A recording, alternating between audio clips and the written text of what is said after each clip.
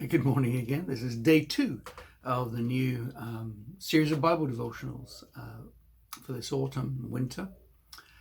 And I'm going to share with you from the book of Esther, a very well-known verse, which everybody quotes, in verse 14. Who knows but that you have come to your royal position for such a time as this? So the situation is that Haman is trying to destroy the Jewish people. Esther has been sexually abused, sexually trafficked into a position as the wife of the king. And she's kept her Jewish identity secret, but she was persuaded by her uncle Mordecai to represent the Jewish people before the king. And eventually we know from the book that they win and Haman is defeated. The reason why Haman wants to get rid of them is because Mordecai wouldn't bow to him. And so he just has to kill all the Jews, not just Mordecai.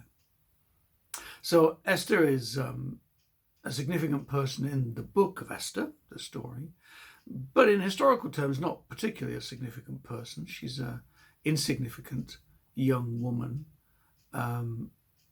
who is brought into the palace in a process which is really quite abusive. And she's situated there through no fault of her own, having to make this great decision. And she says that the danger is that if you go to the king without his permission, then you can be killed. So she's taking a risk in approaching the king on behalf of the Jewish people. But she does it. And it works out, but she didn't know it would work out.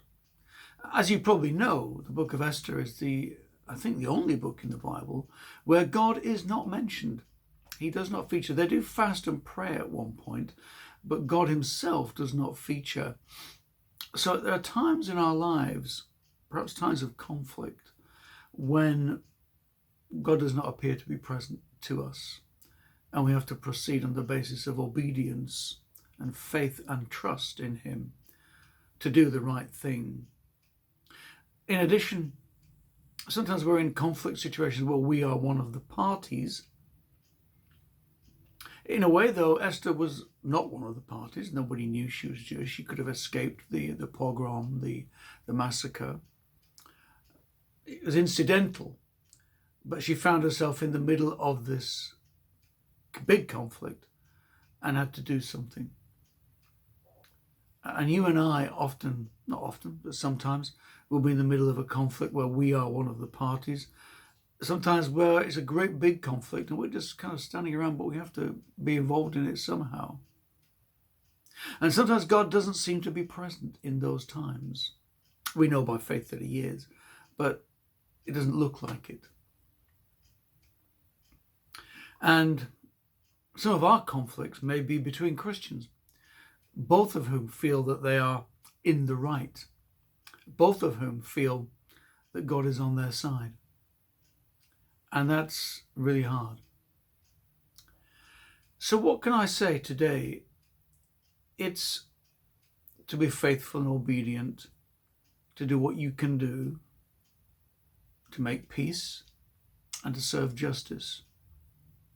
Because maybe you're there for such a time as this. Father, give us wisdom to know how to navigate conflict situations and disagreements.